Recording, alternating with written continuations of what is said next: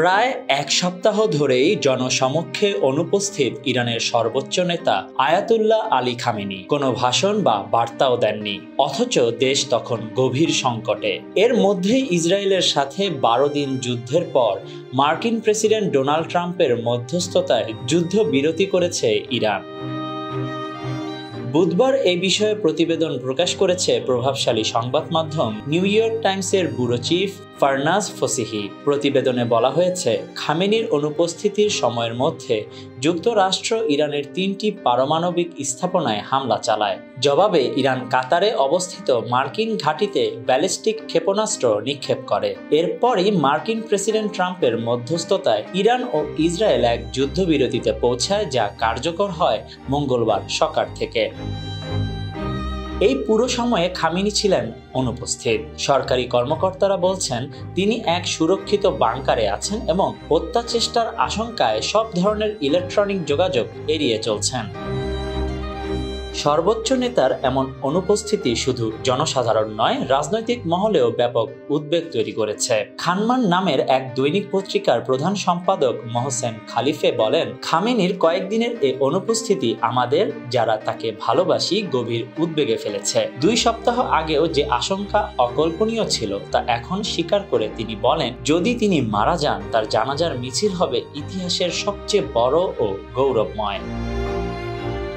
ইরানের সর্বোচ্চ নেতা হিসেবে প্রতিটি বড় সিদ্ধান্তের চূড়ান্ত অনুমোদন দেন খামেনি। সশস্ত্র বাহিনীর প্রধান হিসেবেও গুরুত্বপূর্ণ সামরিক পদক্ষেপ, যেমন যুক্তরাষ্ট্রের ঘাঁটিতে হামলা বা ইসরায়েলের সাথে যুদ্ধবিরতির মতো সিদ্ধান্তে তার অনুমোদন অত্যাবশ্যক।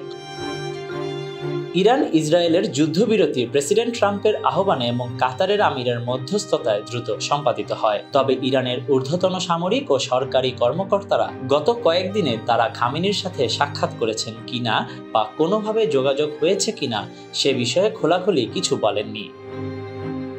এই নীরবতা জন্ম দিচ্ছে নানা প্রশ্ন ও জল্পনার। সাম্প্রতিক বড় সিদ্ধান্তগুলোতে খামেনির ভূমিকা কতটুকু? তার কাছে পৌঁছানো কঠিন হয়ে পড়েছে কি? তিনি এখনো দেশ পরিচালনায় সক্রিয়?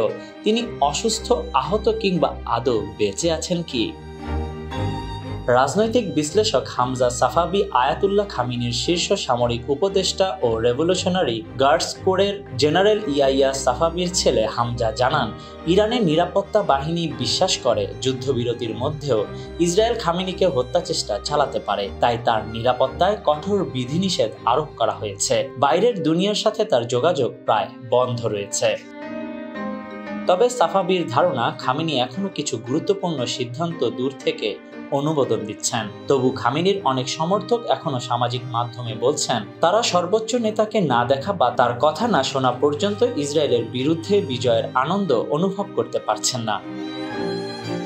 যুক্তরাজ্যের নীতি গবেষণা প্রতিষ্ঠান চ্যাথাম হাউসের মধ্যপ্রাচ্য ও উত্তর আফ্রিকা বিষয়ক পরিচালক সানাম ওয়াকিল বলেন, খামেনির অনুপস্থিতি উল্লেখযোগ্য এক ঘটনা এবং এটি এই ইঙ্গিত দেয়, ইরানি নেতৃত্ব এখন অতিমাত্রায় সতর্ক ও নিরাপত্তা কেন্দ্রিক ভাবনায় চলছে। তিনি বলেন, আসছে আশুরার আগে যদি খামেনিকে দেখা না যায়, তাহলে তা হবে খারাপ সংকেত। তাকে অবশ্যই জনসমক্ষে আসতে হবে। Desk report, news now 24।